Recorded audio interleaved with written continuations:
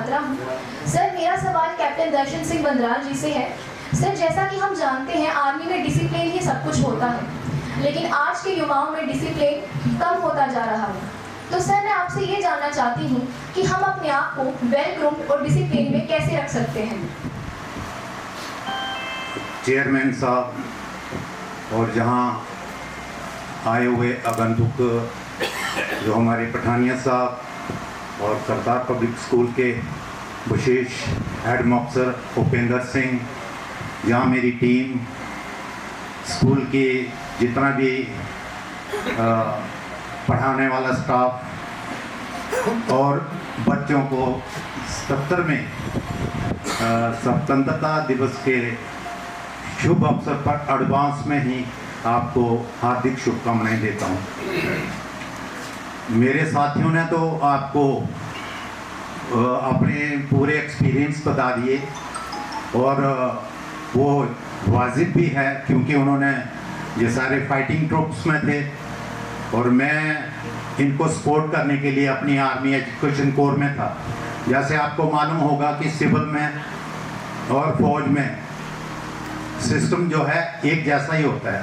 Civil में politician जो है अपनी इलेक्शन जीत के कोई एजुकेशन मिनिस्टर बनता है, कोई अपना डिफेंस मिनिस्टर बनता है। तो इसी प्रकार हमारी फौज में भी अलग अलग जो है डिपार्टमेंट में, तो मैं आर्मी एजुकेशन कोर में था। उस कोर में जैसे आप लोग हैं, यहाँ सिविल में तो बच्चों को पढ़ाया जाता है, लेकिन आर्मी के अंदर जो जवान आज से 25-30 साल पहले छोटी मोटी शिक्षा लेके फौज में भर्ती होते थे, उनको वहाँ पर जाके पढ़ने की जो है सुविधा दी जाती थी। और सुविधा दी जाने के बाद फिर वो अपने वहाँ पर जाके प्रमोशन लेते थे। तो मैं उस डिपार्टमेंट के अंदर था फौज में। तो जैसे आप लोगों को बताया है कि हाँ, आपने अगर फौज में जाना है तो एनडीए की तैयारी करो। फौज में जाने के लिए आपके पास बहुत स्कोप है। सबसे बड़ा स्कोप तो जो है कि एनडीए में जाओ, क्योंकि आज लड़कियों के लिए भी एनडीए में जाने की एंट्री हो गई है। बाकी उससे पहले हमारे मिलिट्री स्कूल, सैनिक स्कूल, इनके अंदर लड़कियों को परमिट नहीं किया हुआ था कि वहाँ पर जाके एजुकेशन ले, लेकिन आज उनको भी वहाँ पर परमिशन है, क्योंकि आज लड़कियाँ और लड़के कंधे से कंधा मिला के हर क्षेत्र में जो है काम कर रहे हैं, चाहे वो पढ़ाई का क्षेत्र है, चाहे वो कोई और क्षेत्र है। तो मेरा कहने का मतलब है कि आपके जीवन में सबसे इस टाइम पे जो है एम एक ही होना चाहिए कि मुझे पहले तो अपनी शिक्षा पूरी करनी है। और शिक्षा क्या है कि शिक्षा के बिना तो जीवन है ही। Education is the modification of the behaviour. अगर आपके पास अच्छी शिक्षा है तो आप किसी भी क्षेत्र में जाके अपना रुतबा कायम कर सकते हो। लेकिन मैं सिर्फ आपको आर्मी के कंसर्न बताना चाहता हूँ कि वहाँ पर अगर आपने जाना चाहिए और जाना है तो आप एनडीए के लिए तैयारी करो। और एनडीए के लिए तैयारी करने के लिए आपको एक अपनी डिसिप्लिन लाइफ बनाना पड़ेगी, एक टाइम टेबल, एक शेड्यूल बनाना पड़ेगा। तो उसी के मुताबिक अगर आप अपना जीवन में हर एक चीज़ डालते हो तो आपको अपने जीवन में अवश्य जो है कामयाबी मिलेगी। इसीलिए मैं बता रहा हूँ कि हमारे देखो सिविल के बच्चे जो यहाँ से 10th या 12th पढ़ के जाते थे, वहाँ पर आर्मी में जाके उनको आगे अफसर बनने का मौका मिलता था। आपको तो डायरेक्ट एनडी में जाके अफसर बनने का मौका मिलता है, लेकिन अगर आपने फौज में एज ए सिपाही गए हो तो वहाँ जाके भी आपके पास बहुत से अफसर हैं कि वहाँ आप जाके अफसर बन सकते हो, क्योंकि गवर्नमेंट ने इतनी फैसिलिटी दी हुई है कि वहाँ एसीसी का तैयारी करो। अगर आप सिपाही बन के गए हो तो फौज में जाके वहाँ एसीसी की तैयारी करो और फिर एक अफसर बनो। और वो जो एसीसी की तैयारी होती थी वो तैयारी कौन कराते थे? हम। हमारे जैसे आपका जो करतार पब्लिक स्कूल है, वहाँ हमारे भी फौज में स्कूल होते हैं।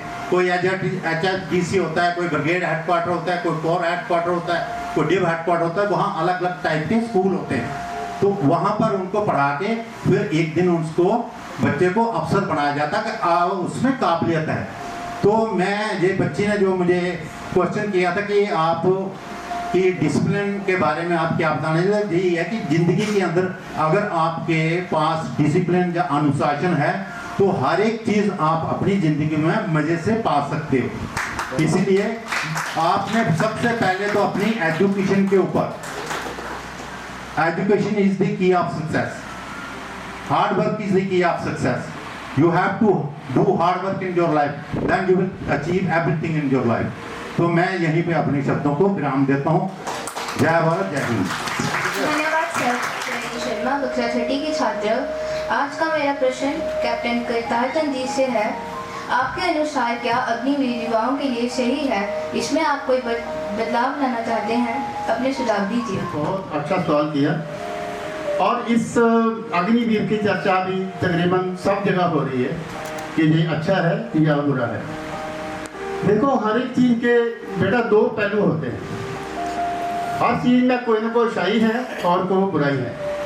सबसे बड़ी बात यह है कि हमारे गवर्नमेंट ने, हमारे प्रधानमंत्री जी ने या उनकी अपने नेताओं ने ये एक फैसला किया कि पूरी आर्मी को जवान बनाया जाए, जंग लोग आर्मी के अंदर होने चाहिए।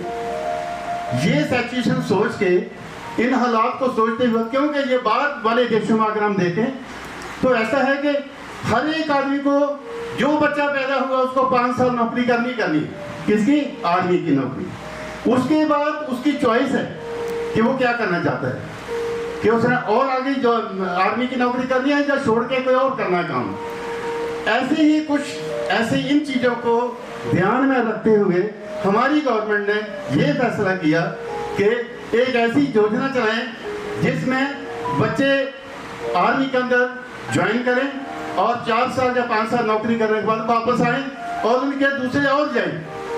लेकिन इस प्रतिक्रिया को, इस सर्कुलेशन को तमाम आर्मी को जवान बनाने के लिए तकरीबन 15-20 साल लगेंगे, तब एक स्ट्रक्चर तैयार होगा।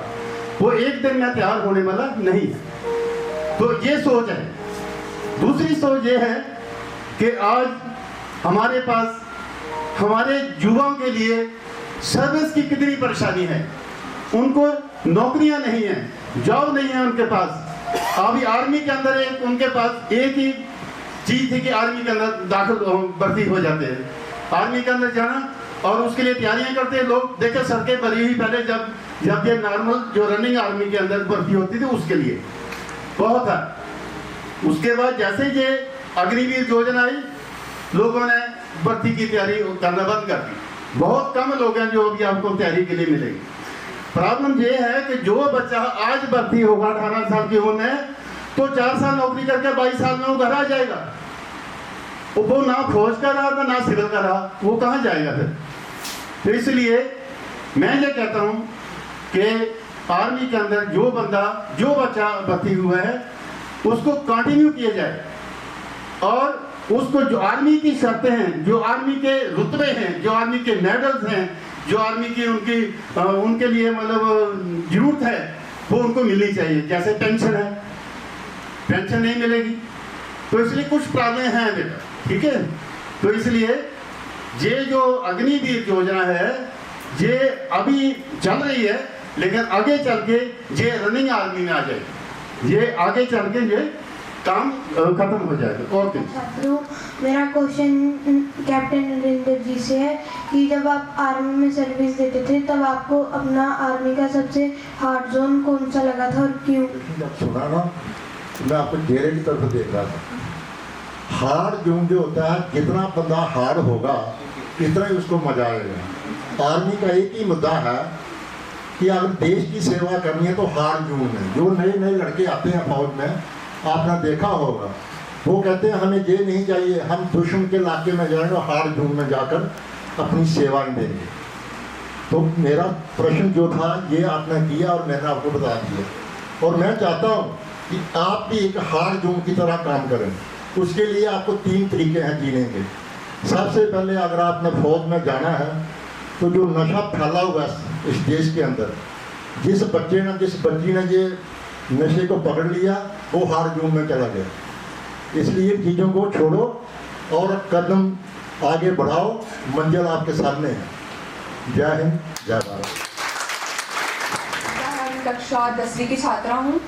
मेरा आज का सवाल कैप्टन अंशुल सिंह जसरोटिया जी से है कि लड़ाई के दौरान जब आपका कोई साथी घायल हो जाता था और आपको अपना मिशन भी पूरा करना होता था, तो आप उस उस समय कैसे उनकी सहायता करते थे? ये जो प्रश्न आपने किया है बहुत अच्छा प्रश्न है, और इसके अंदर जो इसकी डेप्थ है, जिसको हम कहते हैं डेप्थ, जो गहराई है वो काफ़ी लंबी और ऊंचे दर्जे की है।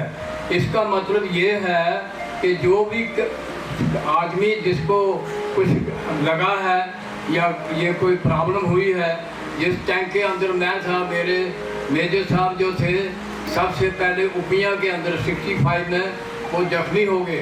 वो महाराजा मैसूर के बेटे थे। तो मैंने उनको बोला कि हम आपको एवैक्यूएट करते हैं और नियरेस्ट जो स्टेशन है वहाँ पर आपको मदद के लिए ट्रीटमेंट के लिए भेजते हैं। उन्होंने बोला नहीं, मैं मर जाऊंगा लेकिन मैं टैंक नहीं छोड़ूंगा। तो उनकी आंख में स्प्लिंटर लगा था, एयर अटैक हुआ था, उसमें कोई कैजुअलिटी हमारा नहीं हुआ, सिर्फ उनको स्प्लिंटर लगा था। तो उस वक्त उनको बड़ी मुश्किल से निकाला। दूसरा वृत्तांत हमें एक आया मेजर भूपेंद्र सिंह जी, जो कि जिनका स्टैचू लुधियाना के अंदर लगा है। वो भारत के सबसे ऊंचे दर्जे के पर्सनैलिटी थे उस टाइम पर। 1965 के अंदर उन्होंने टैंक से निकलने से इनकार कर दिया था, जबकि हमारे सीओ साहब, उनके साथ आईओ और उनके साथ वाले वायरलेस ऑपरेटर वो टैंक को लगने से वो गन्ने के खेत में चले गए थे। ये जो कैप्टन साहब अभी आपसे बात कर रहे थे, इनकी बटालियन हमारे साथ थी लड़ाई के अंदर। 5 JNK, 6 JNK और 5 JNK, ये हमारे राइट के ऊपर थे। उनको हमने बहुत कोशिश की, जाले आग लगी है वो बाहर नहीं निकलते थे। इस लड़ाई के अंदर हमने जो ये सबक सीखा, जो इससे पहली लड़ाई थी ये, इससे पहले इंडिपेंडेंस के बाद हमारे देश के अंदर कोई लड़ाई नहीं हुई थी। तो वो मेजर भूपेंद्र सिंह जो थे, उन्होंने जब सीओ साहब को नीचे उतर करके गन्ने के खेत में छुपना पड़ा, तो उन्होंने सोचा कि एक ही लफ्ज़ बोला, there will be a golden star on your shoulder my young boy, go ahead and attack the enemy. और रिजल्ट ये था, उन्होंने 9 टैंक बर्बाद किए और पूरी लड़ाई के अंदर 51 टैंक बर्बाद हुए। 27 हमारे 4 हार्स के आदमियों ने बर्बाद किए, जिसमें 7 A स्क्वाड्रन, 9 B स्क्वाड्रन और इसके साथ 6 जो थे वो एयरफोर्स के थे। हमने हर किस्म का जो वेपन था हमारे पास या स्पोर्ट थी उसको इस्तेमाल किया। किसी आदमी को लड़ाई से बाहर निकालना, उसके बाद में हमारे 71 के अंदर मेजर साहब थे, उनको जब लगा इधर गोली तो उनको डबल BRC थे, वो उनको बोला कि आपको बाहर निकालते हैं मेरे टैंक के अंदर। हमने उनको बोला नहीं, मैं नहीं जाऊंगा। तो जब उनकी हालात बहुत ख़राब हो गए, उनको निकाला। वो IG के बेटे थे होशियारपुर के। मेरा ये पॉइंट है कि लड़ाई एक ऐसी चीज़ है, डू एंड डाई। उसके अंदर जो भी आदमी जिसको तकलीफ होती है, हर किस्म की सुविधा, हमने एयरक्राफ्ट को रिक्वेस्ट किया कि इनको एवैक्यूएट करके सांबा के अंदर लाया जाए। उनको लाया गया, बाद में वो बच गए। मेरा कहने का मतलब ये है, मैंने दो तीन बातें, मैं इस सब्जेक्ट से बाहर जाऊंगा, यहाँ पर देखा है आप लोगों के अंदर देशभक्ति का जो प्रेरणा, जो इंस्पायरेशन इस इंस्टीट्यूशन ने दिया है, मैंने कभी आज दिन तक नहीं देखा। मेरी इतनी सर्विस हो गई है, मैं जगह जगह पर जाता हूँ। I have been going everywhere in this institution, the areas of the state.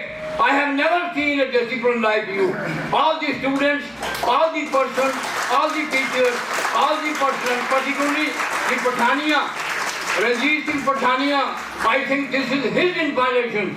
He has given the choice to your institution that you coordinate. And I put my humble submission to the Honorable Deputy Commissioner Kathua. और आपके माध्यम से ये मैं बताना चाहता हूँ कि institution like this must go ahead, और जो आपका इंस्पायरेशन है स्टूडेंट्स का, that must be taken into consideration. मैं बहुत ज़्यादा बताता हूँ, I have no word to make a statement on this particular point. आपका इतना अच्छा मॉरल इंस्टीट्यूशन मैंने आज दिन तक इस एरिया, अपने ये जो स्टेट का दर्जा है, इसको मैंने आज दिन तक नहीं देखा है। रणजीत सिंह पठानिया ये चालाक आदमी है, इसने इंस्पायरेशन दिया है और इसकी वजह से इसके इंस्टीट्यूशन का जो है वो ये बहुत ऊंचे दर्जे का स्कूल बना है।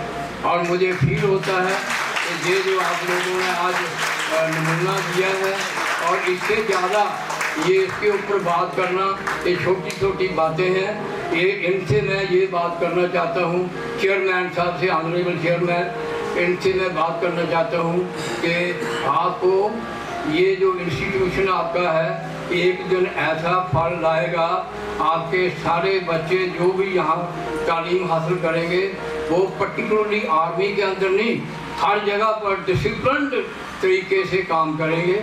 एजुकेशन का स्टैंडर्ड बहुत अच्छा है, बच्चों के अंदर कोई हेजिटेशन नहीं है, बच्चे खुले दिल से अपने ख्यालात का इज़हार कर रहे हैं। और इसके साथ साथ जो आपके कोऑर्डिनेटर हैं, इन्होंने जो मेहनत की है उनका नतीजा आपके सामने है। हम जैसे आदमियों को इधर मौका दिया गया आपसे मुखातिब होने का, ये जो बातें हैं छोटी छोटी हैं, लेकिन बच्चों को जो प्रेरणा है वो जानना चाहते हैं कि क्या होता है लड़ाई में, क्या नहीं। ये बातें उसी को पता होता है जो वहाँ उसके अंदर पार्टिसिपेट करता है।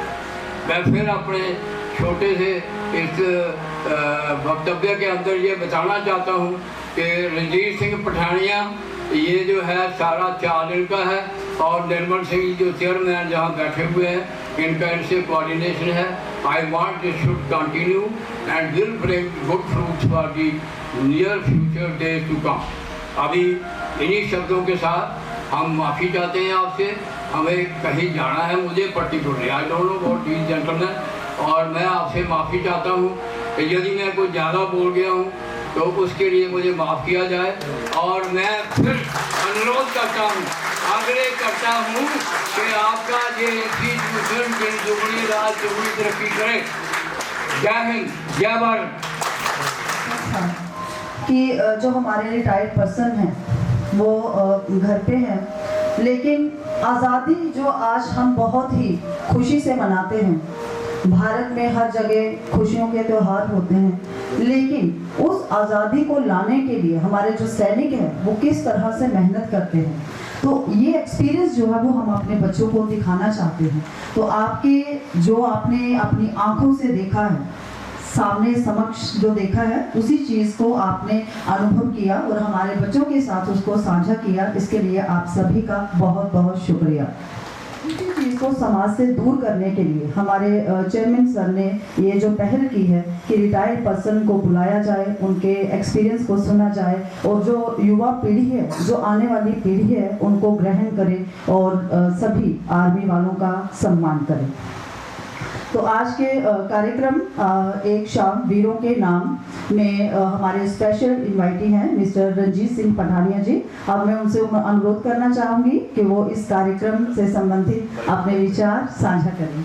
हमारे इंडियन आर्मी के बेहतरीन जांबाज और आउटस्टैंडिंग ऑफिसर्स जो आज प्रेरणा है आप सब लोगों के लिए, तो एक शाम वीरों के नाम करतार पब्लिक स्कूल का बहुत ही उम्दा, बहुत ही सराहना करने वाला ये कदम जो डिस्ट्रिक्ट कठुआ की एक ऐतिहासिक शुरुआत के रूप में काम करेगा, क्योंकि जिस देश में वीरों का सम्मान किया जाता है, जिस देश में योद्धाओं का सम्मान किया जाता है, उसकी संस्कृति, उसका इतिहास इस पूरे विश्व में, इस पूरी धरातल पे अमर हो जाता है।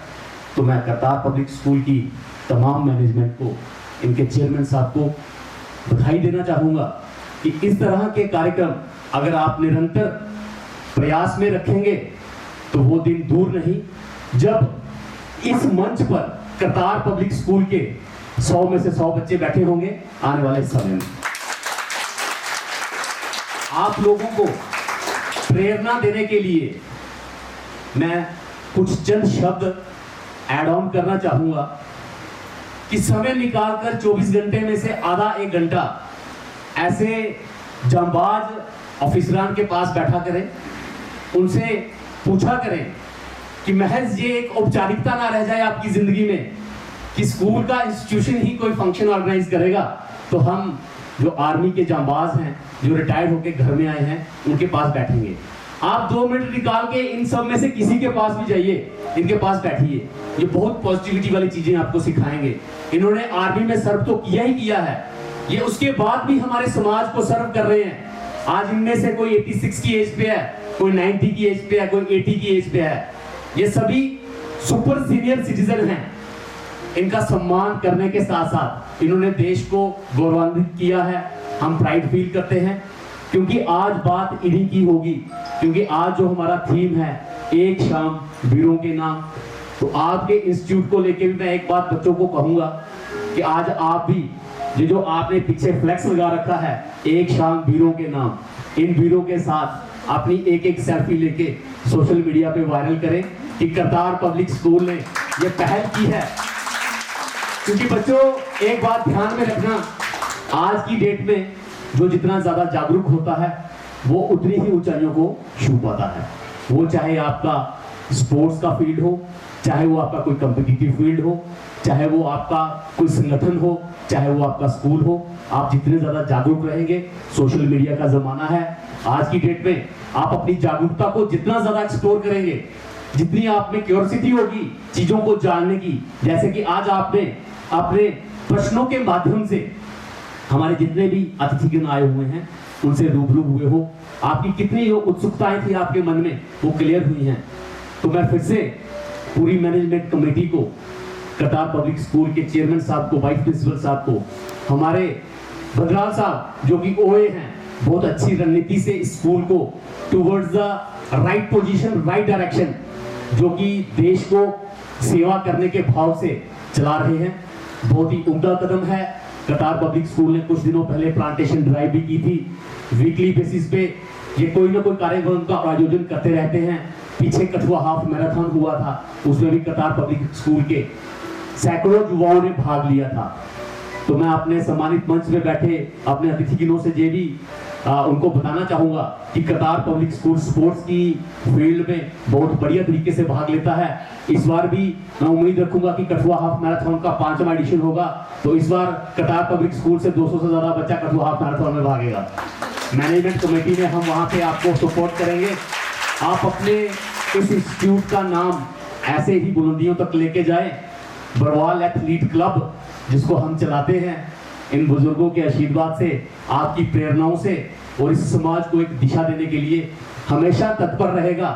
जिस वक्त जिस दिन करतार पब्लिक स्कूल की मैनेजमेंट की तरफ से आग्रह किया जाएगा कि हमने एक छोटी क्रॉस कंट्री करवानी है भारतीय नेशनल फ्लैग के साथ, तो बरवाल एथलीट क्लब अपनी टीम लेके आपके चरणों में हाजिर हो जाएगा अपनी सेवा देने के लिए। इन्हीं शब्दों के साथ मैं अपनी वाणी को विराम देता हूँ। जय हिंद, जय भारत। को जरूर ग्रहण करें। अभी मोमेंटो प्रेजेंटेशन के लिए मैं मंच पर बुलाना चाहूँगी respected chairman sir engineer Nirmaljeet Singh ji से, मिस्टर रंजीत पठानिया जी से, और एडमिनिस्ट्रेटिव ऑफिसर उपेंद्र सर से, और vice principal ma'am Neeraj Thakur ji से कि वो मंच पर आए हमारे स्कूल की तरफ से एक महान लोगों के लिए हमारा मोमेंटो प्रेजेंटेशन। स्पेशल क्लैप, और ये रुकनी नहीं चाहिए।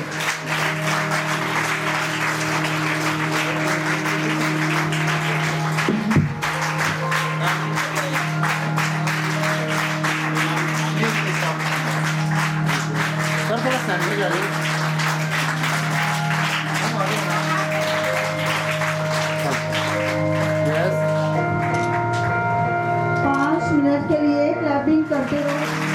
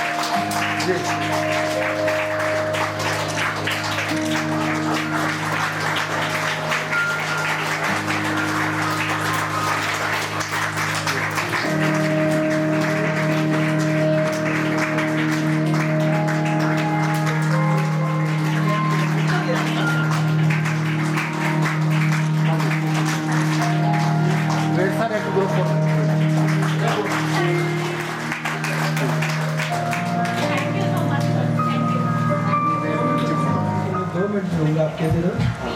हमने ये प्रोग्राम लास्ट ईयर स्टार्ट किया था, इस बार हमें डिस्ट्रिक्ट एडमिनिस्ट्रेशन ने कल्चरल एक्टिविटी दे दी, तो हमें वहाँ पार्टिसिपेट करना था, तो हमने आज का दिन इसको फाइनलाइज किया था।